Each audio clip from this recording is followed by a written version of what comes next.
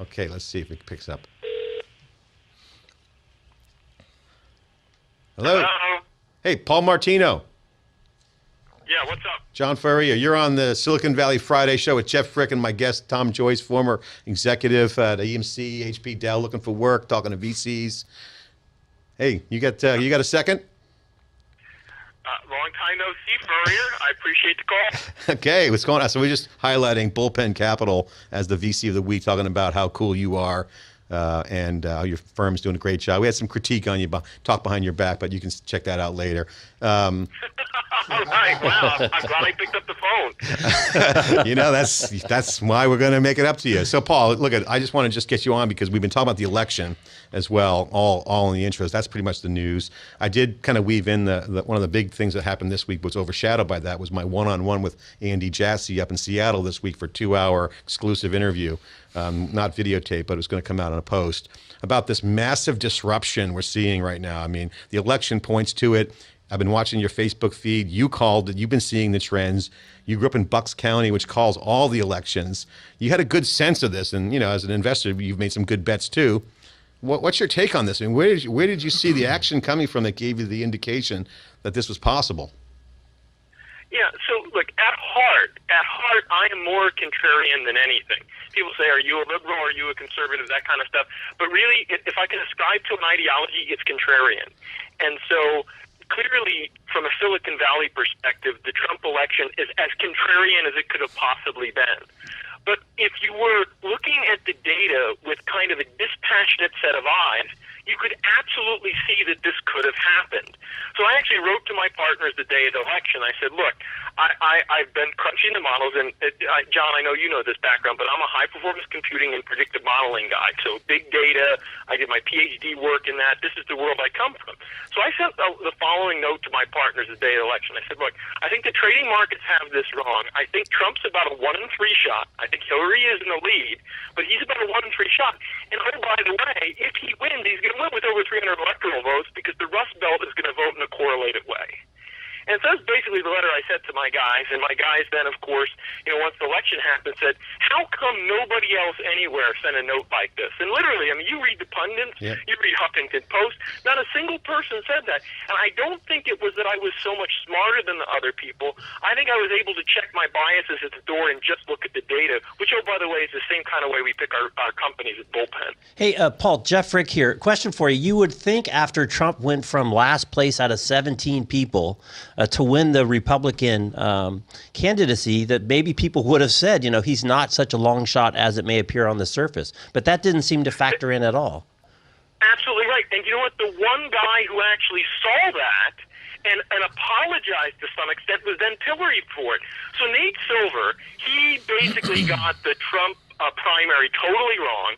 He said, my bad. And then, even though he's a bit on the left, he started looking more at the data. And the weekend before the election, he had Trump as almost the same number I did. He had Trump at about 35%. But he was pilloried. The guy from the Huffington Post goes, Nate Silver, you're being irresponsible. He is at most a 1 to 2% chance to win, and every other model's got a 90% plus. What the hell is wrong with you? And he bent and he cowed to it, and then he changed his model to about 16-18% the day of the election. Paul. But it's funny. You can almost see that he had it right, and he didn't have the courage to stick with it. This is about the courage. Again, putting all the biases at the door. I love how you said that because, again, I was the same way because, I live in Silicon Valley, and, I'm from the party of business. I guess I'm kind of a contrarian too, but I'm a blue collar guy myself, and I like to check my bias at the door because I don't like to make a bet. I'm in the party of business. I want to make money. I want to grow in things. So I got to get your take on this. I mean, this is about the media failure. We have a 7-year-old self-funded media business, SiliconANGLE Media, 35 employees and growing, kicking ass, taking names. Again, contrarian, true, but the media fail here is an epic fail, in my opinion. You point out some of the biases. I mean, I just saw this morning Trump, CNN had a staged interview with protesters. I mean, the bias on the media here has been out of control. And you looked at the data as if you were a reporter. Now, you're not. You're in the investment business. But this was a media fail. Your thoughts on that? I know you've been sharing some links. John, I couldn't agree with you more, and I know you and I have gone back and forth on various Facebook posts about this. And what's really funny now in the aftermath, you had about half the journalists who were wrong write a God, what was I, a wake up, I need to get out of my bubble. And, I must admit, I really appreciate that. The people who said, us being all in for Hillary, being in our own bubble was really a problem. But what scares me, and then we'll get to why the bias happened, there's this other half of them that doubled down. I mean, to me, there's now a portion of the press that is completely hopeless. The editor of the New Yorker writes this article at 2:40 in the morning after it happened, which is basically like, all these awful people in the country made this happen. Everybody go to hell, basically. But other people, the guy from CBS yesterday wrote an article basically saying, hey, we had a systematic failure here. We better look at ourselves as to why this happened, how we let this happen. Maybe making fun of those people in the Midwest who had lost their jobs, were struggling with drug addiction, and had no hope, saying, check your white privilege at the door. Maybe that wasn't the best strategy for reaching out to them. Yeah, exactly. Well, that's awesome. And again, the impact, though, also is catastrophic. And we were talking last week on our show about the WikiLeaks, and I said to Jeff, not one of those WikiLeaks has been debunked, meaning no one's come out and said they've been doctored. But it brought up a different issue, which is now getting back to data science and data. We're now living in a social network. You started one of the first social networks. Now, I was saying earlier, giving you props, that you're like the Reid Hoffman that nobody knows. You're out there. You've been a pioneer and a contrarian and successful. But if you look at the data, right, if you look at this and say, where's the data? Okay, that is the key right now. And so the impact of WikiLeaks was, there wasn't a smoking gun, but the data was reinforcing what you were saying around people's perception. So this is going to not just be for politics, Paul. This is going to impact a lot of things. And I know you funded FanDuel, which was a really radical approach, was kicking ass, and the betting systems and all these kind of social technologies. What does this mean for technology intersecting with social justice and social good and political science? Your thoughts on that? Right. So look, obviously getting hacked is not exactly a great outcome, but getting hacked has led to a level of transparency that should have otherwise been available to us. And I think that's what the lesson is going to be. The lesson is going to be, if you know that you can get hacked, or if you know that there's cameras, or you know that there's a world in which information is way more readily available than you think it is, maybe being transparent about what you're up to is the only viable strategy forward going. I mean, we adopt this as our strategy right on our website. We put on our website, here's the 3 things you need if you're going to be a bullpen company. Here's how we pick our companies. I can't tell you the number of people who said to me, well, Paul, isn't that your secret sauce? Isn't that the proprietary technology? I'm like, yeah, it is, but I'm going to tell you what it is. And if you think you're better at it than me, go right ahead and try and do it. I just think that if it's got to be proprietary what you're doing, in the long run, your advantage just does not exist. If you can't tell them what you're doing and do it because you're better than them, you got a really hard future in the new world. Paul, we're going to come back on break. We're going to hold you on the line, but that's exactly what Andy Jassy and I were talking about. Open always wins. Open always wins. And scale matters. Scale matters, and having the best product. That's Paul Martino on the phone. He's going to stay on with us. We're going to take a short break right now to go to our sponsors. We'll be right back with more after the short break with Paul Martino, Jeff Frick, and Tom Joyce. Great conversation. Paul, stay on the line. We'll be right back.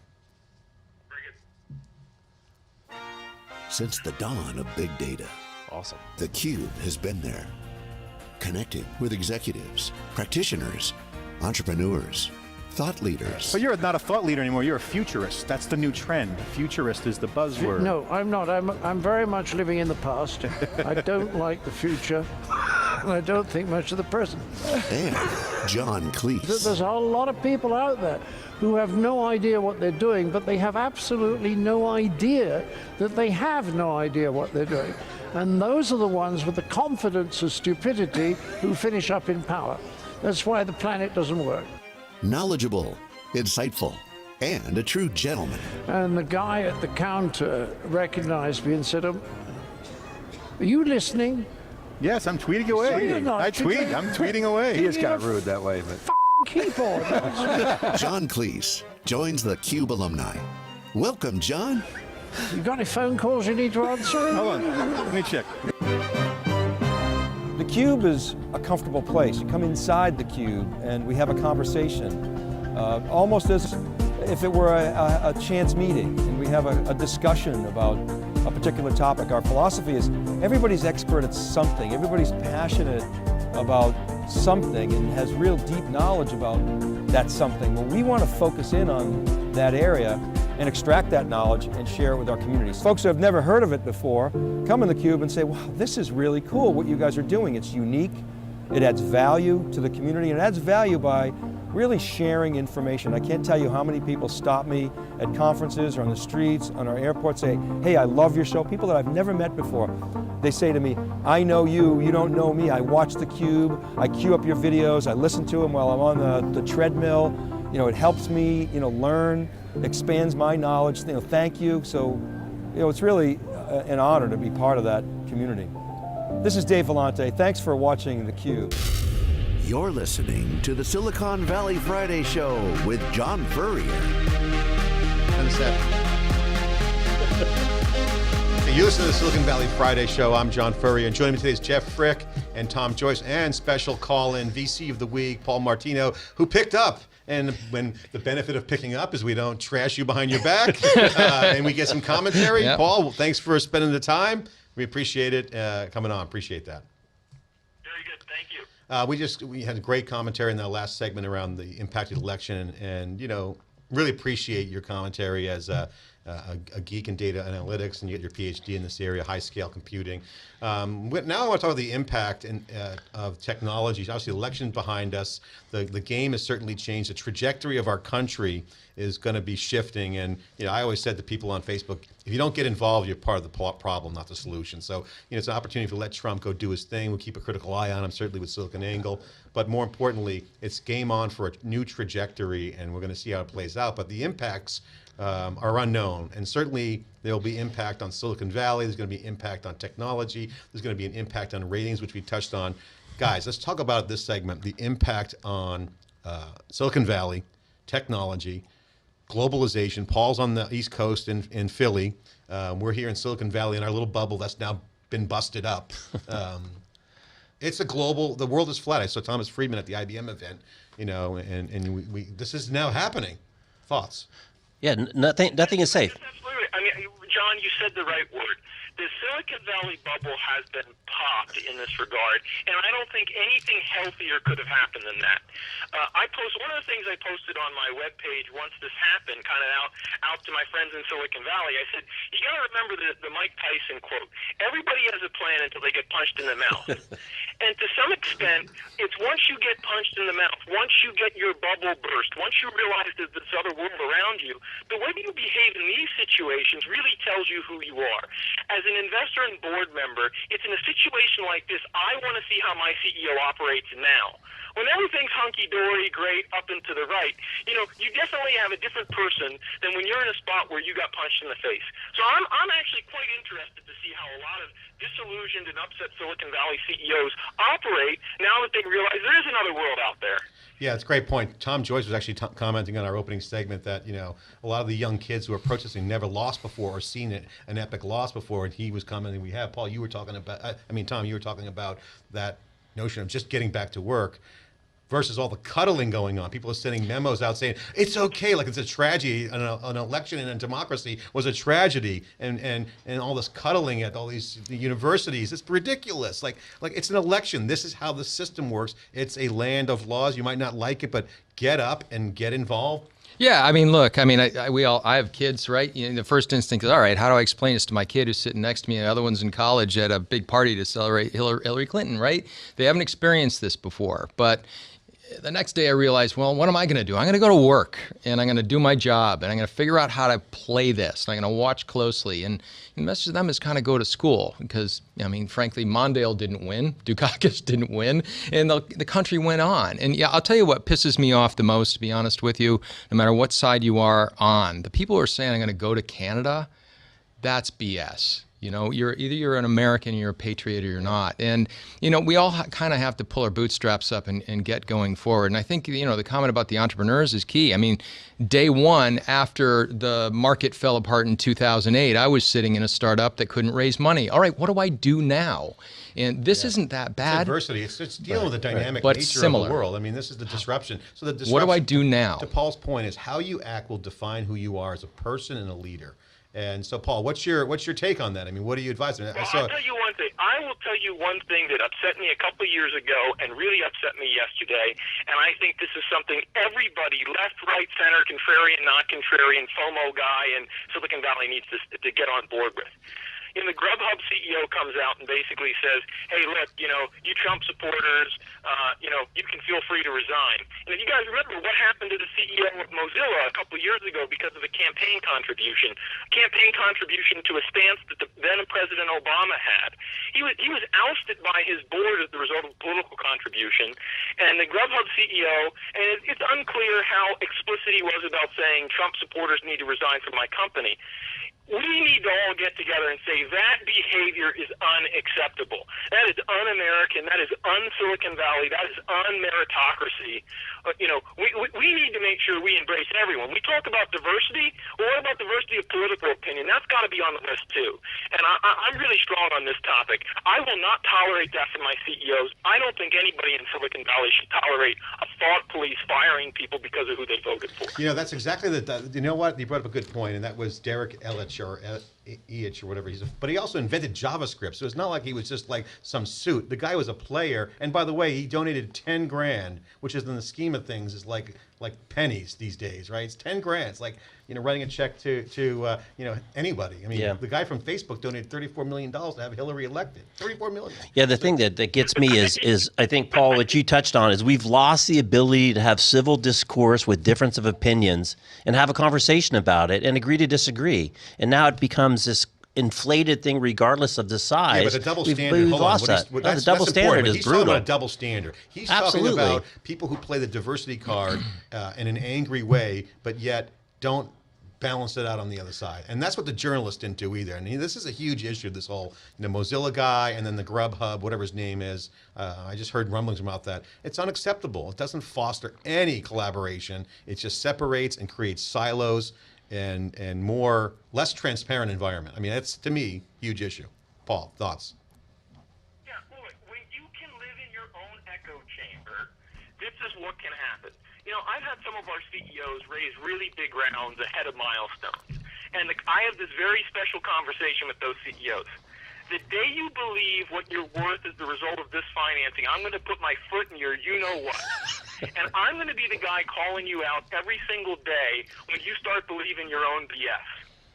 And you know what? I think that's a real service to do to those CEOs. For example, in a hot company, as it's up and to the right and everything is perfect, you need somebody in the room saying, hey, maybe everything isn't so perfect, or maybe all this data isn't so good.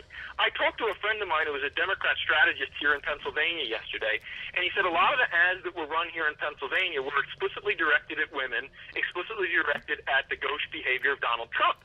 And he said at one of the meetings, he said, maybe we should make some ads that talk to the men of Pennsylvania, too.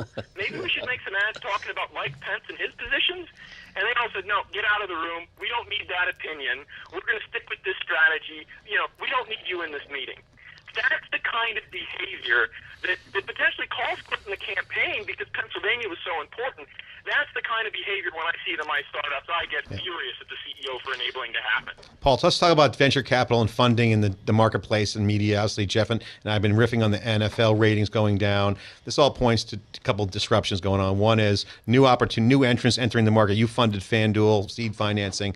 There's a lot of other competition for NFL. People are on Snapchat 24/7, Mindshare and other things. Thoughts on investing in this disruption and your thoughts on the NFL ratings? Well, so the first half, there are always disruptions inside of our ecosystem. The level of groupthink in venture capital as a whole is very similar to the level of groupthink in Silicon Valley. And so there are always contrarian opportunities in venture capital, either by looking at out-of-favor categories, companies in out-of-favor geographies, or looking at founders with non-traditional backgrounds. You go look at all of the really successful stuff in our portfolio. Husband and wife team starts a fantasy sports company in Edinburgh, Scotland. That's called FanDuel. A talent scout and a cocktail waitress form a cosmetics company. That's Ipsy. Right? These are our best companies. Companies formed in L.A. and Edinburgh by people with not exactly the traditional kinds of backgrounds. Yeah. And you know what's common about these companies is a lot of other venture people didn't give them the right time of day because they didn't fit the pattern. And we just capitalize on the fact that those kind of built-in biases are across the system. Yeah. So what do you want to know about the NFL? How can I help you on that one, Well, John? first of all, we believe in the contrarian. We're a media company founded by people who had no media degrees of any kind. But NFL has been talking. Qualification. By your standard, we're still an outlier, though. We're still contrarian. Outliers are key. Obviously, that's a success. We've seen that. NFL is not an outlier. They've been doubling down on their $1 billion. Certainly, I'm a Tom Brady fan, so I am not a big NFL fan. But the ratings are down, and they're scratching their head going, what the hell's going on? They blame the election. They blame baseball. There's a lot of blame. But all those excuses are gone, and I don't think it's going to change. Is it a condition of just attention, or is there underlying causes to this, your opinion?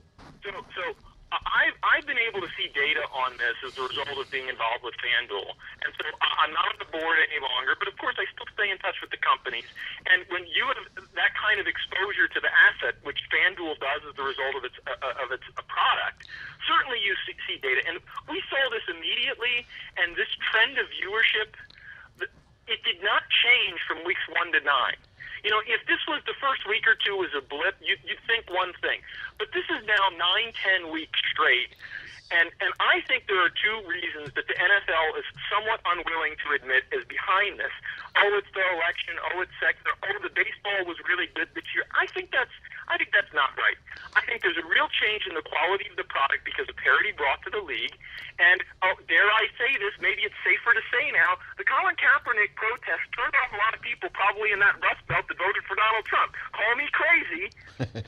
Well, too, I was going to say, just the consumption patterns. To me, it seems like it's it's bipolar, right? You're either totally into your fantasy and you watch your app and you watch your guy score points throughout the day, or you go to Red Zone. Why would I go to Fox or CBS or NBC when I can watch Red Zone commercial free? Well, I think there's that, and I think the other thing is my son and all his friends, they play football. My son's captain of the football team, plays every down, doesn't watch football on TV, doesn't watch anything on TV. They can't get him to watch TV. Why is that? Just because he's distracted? That's not the medium they consume things through anymore. They just don't want to do it. They don't want to sit in one room and watch TV. They've cut the cord. And it's funny to me, just to say it, knowing nothing about this and having no data, the folks that were ahead of it were like World Wrestling. They were using the technology early. The NFL's not. They've been beholden to the old model.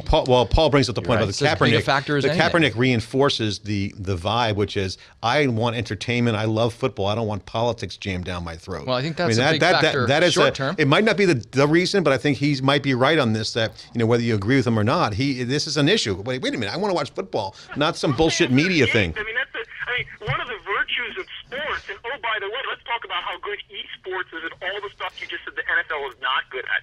Esports. I was at the League of Legends semifinal, and the final was in New York just a couple weeks ago. They built this for a millennial audience. They understood the medium in the way that UFC and WWE did. And the NFL, since they make so much money on broadcast linear television, they're stuck with it. It's difficult. They're the one that's going to get disrupted because they're the incumbent.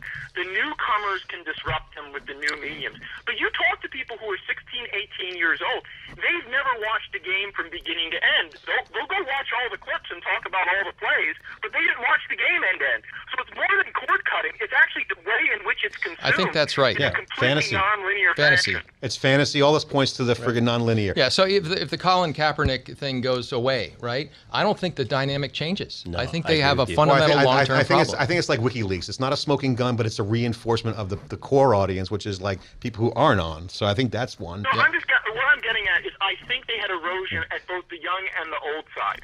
Yeah. There was an erosion at the young side for all of the primary reasons that we're talking about, but there was an erosion of people at the more 65 and up Rust Belt area because of the following, and that's why the drop was perhaps as precipitous as it was. If it was one of the others, maybe it'd be down a few points, but the fact that they lost younger and older people all at the same time, that's surprising.